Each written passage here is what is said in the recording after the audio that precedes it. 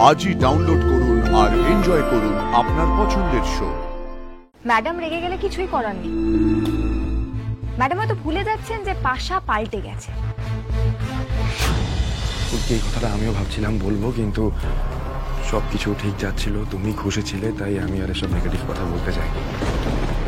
But yeah, আমরা সবাই জানি যে ওই ছোট রানীমা কতটা সাংঘাতিক, আর এখন উনি লিটারালি আহত বাহিনীর মতো হয়ে রয়েছেন। সুযোগ পেলে সবার আগে তোমায় কামড়াবে, তাই তোমাকে সাবধানে থাকতে হবে।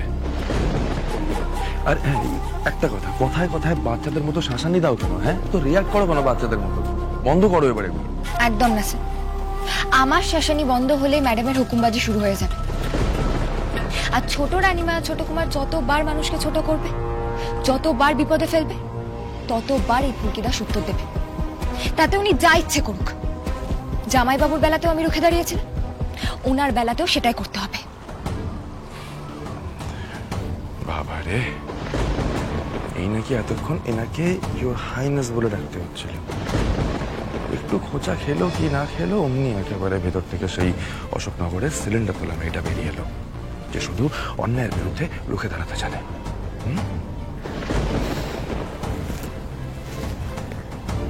I am proud of you Phulki. সত্যি আমার গর্ব হয় তোমার জন্য। সবসময় প্রতিটা স্টেপে আমি তোমার পাশে আছি আর থাকবো, নো ম্যাটার হোয়াট।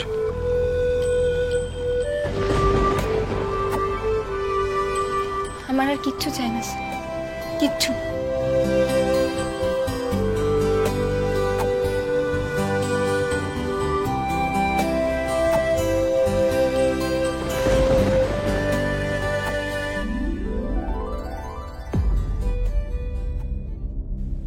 আসুন আন্টি। আরে আসুন আসুন। তারপর রাজবাড়িতে সময়টা নিশ্চয়ই ভালোই কাটলো। তা রাতে কোনো অসুবিধা হয়নি তো আপনাদের? কি বলছেন, কিসের অসুবিধা? আমি তো ঘুরে ঘুরে দেখছিলাম আপনাদের রাজবাড়িটা। আসুন না আমরা বসে কথা বলি। আসুন, এসো এসো। প্লিজ বসুন বসুন।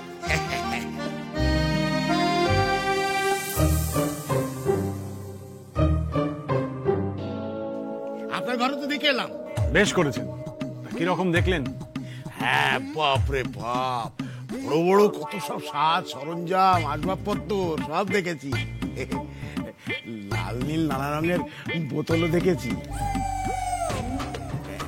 ওগুলো বিদেশি না? হ্যাঁ, ঠিক ধরেছি। আমি কি জানেন তো, ছেড়েই দিয়েছি। তবে ভাবছি আবার কি হচ্ছেটা কি? এই দেখো, যা মনে হচ্ছে সেটা বলবো না। হ্যাঁ, কি বল ফুলকি? বাবা, আমি তোমায় বারণ করেছি বলো। এই নিন। শোনো শোনো, মেয়ের কথা শোনো ফুলকির মা।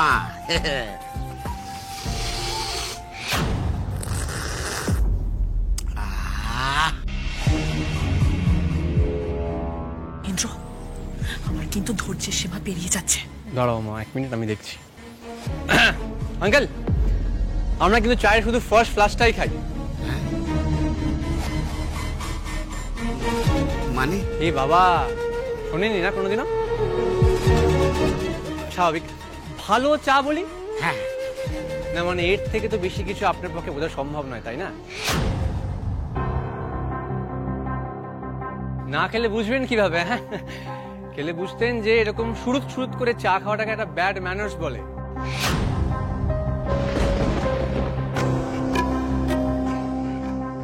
রাজবাড়ি তো, আমার মা কিছু নিয়ম কানুন বানিয়েছে।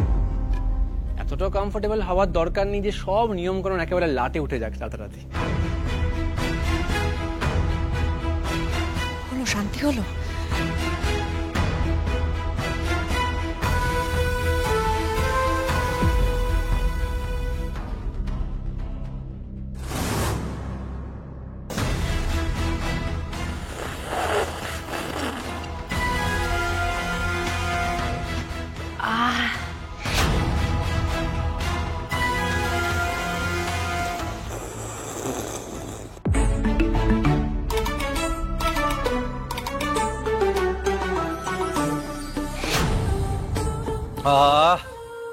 এরকম ভাবে চা না খেলে চা খাওয়ার সেই আমেজটাই পাওয়া যায় না, তাই না ফুলকি?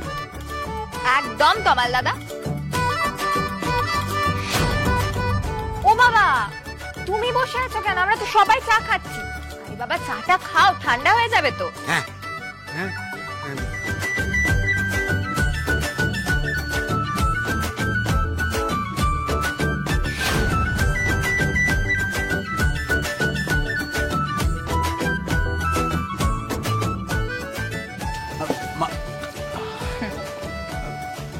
বাবা, মা কিন্তু ভীষণ রেগে গেছে। আদিত্যদা, ম্যাডাম রেগে গেলে কিছুই করার নেই। ম্যাডাম হয়তো ভুলে যাচ্ছেন যে পাশা পাল্টে গেছে। ছোট কুমার যখন বাবাকে অপমান করছিল তখন উনি কেন সামলালেন না ছোট কুমারকে? হ্যাঁ, এখনো হয়তো আমি জানতে পেরেছি যে আমার জন্মদাতাকে, আমার আসল বাবাকে, কিন্তু যারা এতদিন ধরে আমার মানুষ করলো, আমাকে এতটা বড় করে তুললো, তাদেরকে তো আমি ভুলে যেতে পারি না। হ্যাঁ, কেউ হয়তো কায়দা কানুন নাই জানতে পারে, কিন্তু শিখে নেওয়া তো যায়। তা বলে কাউকে অপমান করবে? কারেক্ট, ফুলকি একদম ঠিক কথা বলেছে। ভুলে গেলে তো চলবে না, ফুলকির অভিষেক হয়ে গেছে, আর এখন থেকে ওরই কায়দা কানুন চলা উচিত রাজবাড়িতে। কিরে ছোট, কি হয়েছে কি তোর? এভাবে দৌড় গোড়ায় মুখ ভার করে দাঁড়িয়ে আছিস? বাড়িতে অতিথিরা এসেছেন, ফুলকির পালিত মা বাবা রয়েছে, সবাই মিলে তো বসে একটু কথা বলবো। আমার তো আসতে একটু দেরি হয়ে গেল। যাকে চল ভেতরে চল। না দিদি, তোমার যখন শখ হয়েছে তুমি কি আদিক্ষেতা করো, আমি গেলাম।